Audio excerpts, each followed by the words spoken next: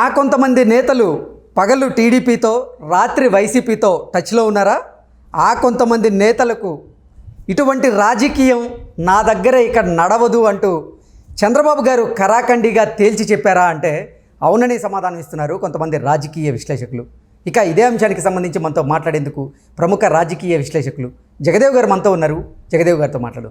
Sir నమస్తే అండి. నమస్తే సార్, ఆ కొంతమంది నేతలు పగలు టీడీపీతో రాత్రి వైసీపీతో టచ్లో ఉన్నారని, ఆ కొంతమంది నేతలకు చంద్రబాబు గారు ఇటువంటి రాజకీయం నా దగ్గర ఇక చెల్లదు అంటూ కరాఖండిగా తేల్చి చెప్పారంటూ కూడా ఒక వార్త ఇప్పుడు సోషల్ మీడియాలో చక్కర్లు కొడుతూ ఉంది. ఏంటి సార్, ఆ వార్తల్లో వాస్తవం ఉందా? దీన్ని ఎలా చూడాలంటే అతను చాలా వరకు ముందుగానే గ్రహించి కొన్ని వ్యాఖ్యలు చేస్తున్నారు. గతంలో కూడా ఇలాగే కుటుంబం నుంచి ఒకరికే పరిమితం చేసేలాగా కొన్ని వ్యాఖ్యలు చేశారు. ఇప్పుడు లేటెస్ట్గా ఈ వ్యాఖ్యలు ఇవి ఒకటి దుమారం రేపుతున్నాయి, రెండవది ఆలోచనలో పడేలా చేస్తున్నాయి. అంటే దీని మీద అర్థమైతే ఉంది, పరమార్థం ఉంది దీని వెనక. ఏంటంటే ఇప్పుడు వైసీపీ నుంచే ఎక్కువగా వలసలు వస్తున్నాయి మిగతా పార్టీలు అంటే ఇంకేం లేదు, టీడీపీ జనసేనలోకే ఇద్దరు ఎమ్మెల్యే వాళ్ళు ఎమ్మెల్సీలు, వీళ్ళు ఎంపీలు కూడా కొంతమంది తక్కువ. అంటే ఓవరాల్గా ఇప్పటి వరకు రిజైన్ చేసిన వాళ్ళు ఒక 20 మంది ఉంటే ఓపెన్గా ఇటు జనసేన తీర్థం కానీ టీడీపీ తీర్థం కానీ పుచ్చుకున్న వాళ్ళు ఒక 5-6 ఉన్నారు కరాఖండిగా తేల్చి చెప్పేవాళ్ళు.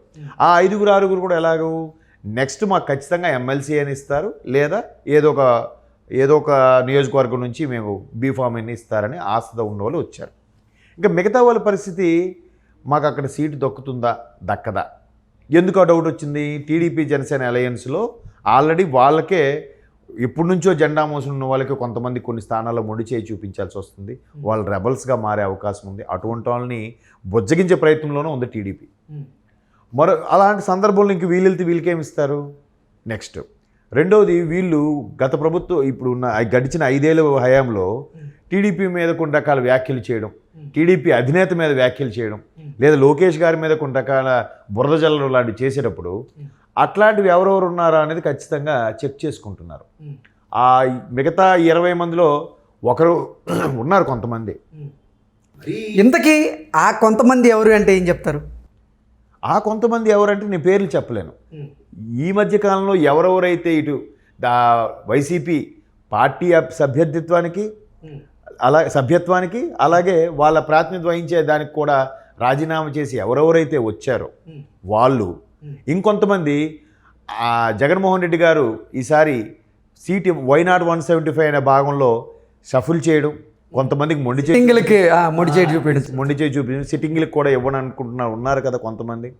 వాళ్ళందరూ కూడా బయటికి మేకపోతు గాంభీర్యం ప్రదర్శిస్తున్నారు. ఎలా అంటే మాకు అన్న జగన్మోహన్ రెడ్డి గారు ముఖ్యమంత్రి అవ్వడం మాకు ప్రాధాన్యం, అన్న ఏ అభ్యర్థిని నిలబడితే వాడి వెనక మేము నిలబడి వాడికి సపోర్ట్ ఇస్తాం, వాడు గెలిచేలా చేస్తామని కొంతమంది అభ్యర్థులు, కొంతమంది మాజీ మంత్రులు కూడా ఈ వ్యాఖ్యలు చేశారు. చేస్తూనే పోనీ బాహాటంగా బయట తిరుగుతున్నారంటే ముఖ్యమంత్రి గారు చేసిన కార్యక్రమాలకు కూడా కొన్నిటికి గైర్హాజరవుతున్నారు. మీకు ఏ పాటిగా అర్థమై ఉంటుంది ఆ వ్యక్తులు ఎవరన్నది.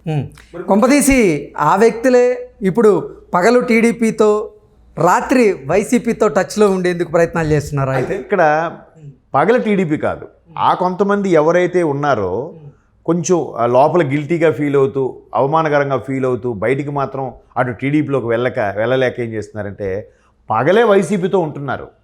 రాత్రిపూట ముఖ్యంగా లోకేష్ గారి పేషీలో ఉన్న కొంతమంది వ్యక్తుల్లోకి టచ్లోకి వెళ్తున్నారు. ఆల్రెడీ యువగలం స్టార్ట్ అయినప్పుడు కూడా లోకేష్ గారు ఏ నియోజకవర్గాల గుండా వెళ్తున్నారో ఆ నియోజకవర్గాలకు పరోక్షంగా ఆయనకి ఆ సౌకర్యాలు కల్పించడం, వీళ్ళలో ఉన్న ఒక వ్యక్తిని వీళ్ళ అనుచరులను ఒకరిని పంపించి లోకేష్ గారికి సౌకర్యాలను చూసుకునేలా చెప్పడం, ఇండైరెక్ట్గా ఆయన ద్వారా సమాచారం చేరవేయడం కూడా చేసే వ్యక్తులు ఉన్నారు ఏ నియోజకవర్గాలకు, ఎస్పెషల్లీ గోదావరి జిల్లాలో. ఇప్పుడు ఆయన శంఖారావం యాత్రలో ఉన్నారు కాబట్టి లోకేష్ గారు అనుచరులకి టచ్లోకి వెళ్తున్నారు రాత్రిపూట. సో ఇక్కడ మీరేమంటున్నారు? పగలంతా టీడీపీ, రాత్రి వైసీపీ అంటున్నారు. అంటే కొంతమంది కూడా పగలంతా టీడీపీతో రాత్రంతా వైసీపీతో టచ్లో ఉండేందుకు ప్రయత్నాలు చేస్తున్నారు అనేది ఒక వార్త ఇప్పుడు సోషల్ మీడియాలో చక్కర్లు కొడుతూ ఉంది.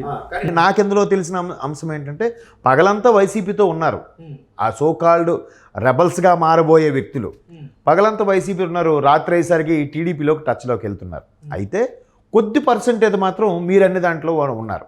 ఎందుకు ఆ కొద్ది పర్సంటేజ్ అంటే, ఒకవేళ టీడీపీలో మాకు రిజైన్ చేసి బయటకు వచ్చేసాము, బట్ టీడీపీలో కన్ఫర్మ్ అవ్వలేదు, బట్ మేము మీ టీడీపీతోనే ఉండబోతున్నాము అని చెప్పేందుకే ప్రయత్నంలో భాగంగానే పగలంతా టీడీపీలో టచ్లో ఉంటున్నారు. రాత్రి అయ్యేసరికి అమ్మో అదేంటో అంటారులేండి, ఆ సామెత చెప్పొచ్చు చెప్పకూడదు, కట్టుకున్నదాయి పోయింది ఉంచుకున్నదాయి పోయింది అన్నట్టుగా, మళ్ళీ ఉన్నది పోయింది ఉంచుకున్నది పోయింది అంటారా అన్నట్టుగా ఇప్పుడు మళ్ళీ ఇటువైపు వెళ్ళిపోతే మళ్ళీ అక్కడ మళ్ళీ బ్యాడ్ అవుతుందేమో, అక్కడ కూడా మళ్ళీ వెనక్కి వెళ్తే రానివ్వరేమో అని భయంతో రాత్రి టచ్లోకి వెళ్తున్నారు. బట్ చాలా కొద్దిమంది.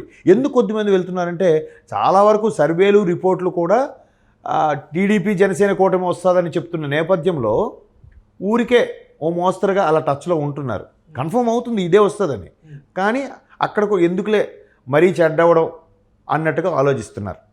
ఇంకొంతమంది అంటే మూడో వెర్షన్ కూడా ఉంది, లేదు పగలంతా టీడీపీకి టచ్లో ఉంటున్నారు, ఒకవేళ టీడీపీ మొండి చేయి చూపిస్తే షర్మిలా గారితో కూడా వెళ్ళే అవకాశం కూడా ఉన్నది, బట్ చాలా తక్కువ పర్సంటేజ్.